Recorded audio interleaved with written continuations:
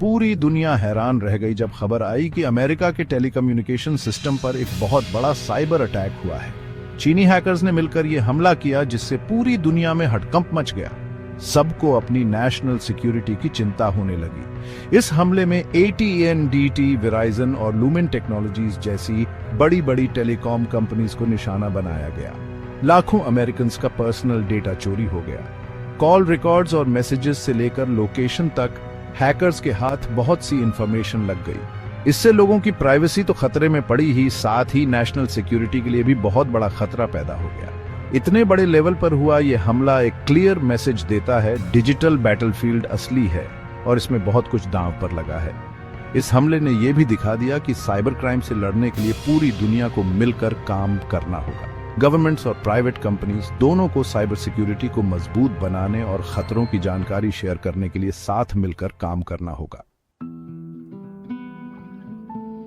American intelligence agencies ने तुरंत पता लगा लिया कि इस साइबर अटैक के पीछे कौन है। एक सीक्रेट चीनी हैकिंग ग्रुप जिसे सॉल्ट टाइफून कहते हैं। माना जाता है कि चाइना गवर्नमेंट इस ग्रुप को सपोर्ट करता है। सॉल्ट टाइफून काफी समय से साइबर सिक्योरिटी एक्सपर्ट्स की नजर में है। ये लोग अक्सर इंपॉर्टेंट टारगेट्स को हैक करते हैं, काफी समय तक बिना पकड़े रहते हैं और बहुत सारा इंपॉर्टेंट डेटा चुरा लेते हैं। सॉल्ट टाइफून सिर्फ अमेरिका में ही एक्टिव नहीं है, ये दुनिया भर में साइबर एस्पियोनाज कैंपेन्स में शामिल रहा है। इनका मेन मकसद इंफॉर्मेशन इकट्ठा करना, इंटेलेक्चुअल प्रॉपर्टी चुराना और अलग अलग सेक्टर्स में स्ट्रैटेजिक एडवांटेज हासिल करना लगता है। इस ग्रुप का चाइना गवर्नमेंट से कनेक्शन अभी भी बहस और अटकलों का विषय बना हुआ है।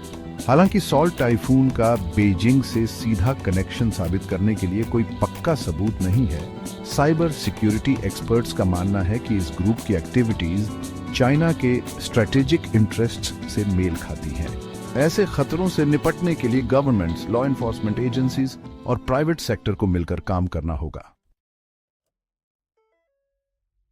सॉल्ट टाइफून ने अमेरिकन फोन नेटवर्क के डिफेंसेस को तोड़ने के लिए कई तरीके अपनाए। उनकी स्ट्रैटेजी में पेशेंस, सोफिस्टिकेशन और नेटवर्क वल्नरेबिलिटीज की गहरी समझ दिखाई देती है। उनका एंट्री पॉइंट अक्सर फिशिंग अटैक्स या सिक्योरिटी फ्लॉज के जरिए कॉम्प्रोमाइज्ड क्रेडेंशियल्स होते थे। एक बार नेटवर्क में घुसने के बाद हैकर्स ने अपने प्रिविलेजेस बढ़ा लिए और इंपॉर्टेंट सिस्टम्स तक पहुंच बना ली।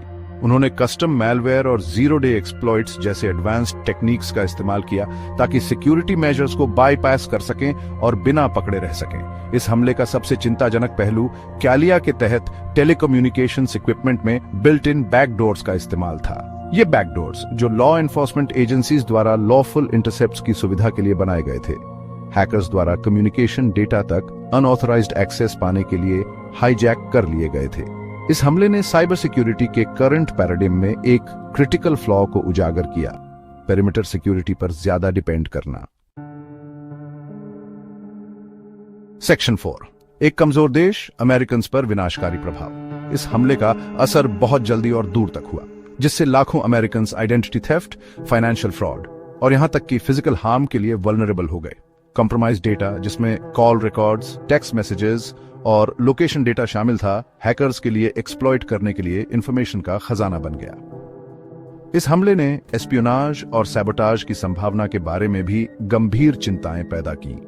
टेलीकम्युनिकेशंस इंफ्रास्ट्रक्चर तक हैकर्स की पहुंच ने उन्हें सेंसिटिव कॉन्वर्सेशंस सुनने, इंपॉर्टेंट सर्विसेज को डिसरप्ट करने या यहां तक कि डिस्कॉर्ड और केओस फैलाने के लिए डेटा में हेरफेर करने की अनुमति दे दी होगी। इस हमले ने डिजिटल इंफ्रास्ट्रक्चर की फ्रेजिलिटी को उजागर किया, जिस पर मॉडर्न लाइफ निर्भर करती है। इसने नेशनल और इंडिविजुअल लेवल्स पर साइबर सिक्योरिटी में इन्वेस्टमेंट की जरूरत को हाईलाइटेड किया।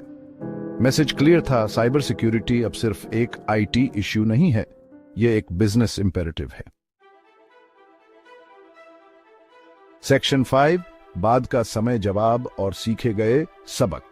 यूएस गवर्नमेंट ने इस हमले का जवाब गुस्से और अर्जेंसी के साथ दिया। एफबीआई ने पूरी इन्वेस्टिगेशन शुरू कर दी और दोषियों को सजा दिलाने की कसम खाई। व्हाइट हाउस ने इस हमले की निंदा एक मलिशियस साइबर एक्टिविटी के रूप में की और स्विफ्ट और डिसाइसिव रिस्पॉन्स का वादा किया। इस हमले ने डिप्लोमैटिक एक्टिविटी को भी बढ़ावा दिया। यूएस गवर्नमेंट ने रिस्पॉन्स कोऑर्डिनेट करने के लिए अपने एलाइज के साथ बातचीत की। हमले के बाद यूएस गवर्नमेंट ने देश के साइबर सिक्योरिटी पोस्चर को मजबूत बनाने के उद्देश्य से कई मेजर्स की घोषणा की। इन मेजर्स में cyber security research and development के लिए फंडिंग में वृद्धि, नए साइबर सिक्योरिटी रेगुलेशंस की स्थापना और एक नेशनल साइबर वर्कफोर्स का क्रिएशन शामिल था। जैसे जैसे दुनिया इंटरकनेक्टेड होती जा रही है, साइबर सिक्योरिटी का महत्व बढ़ता जा रहा है।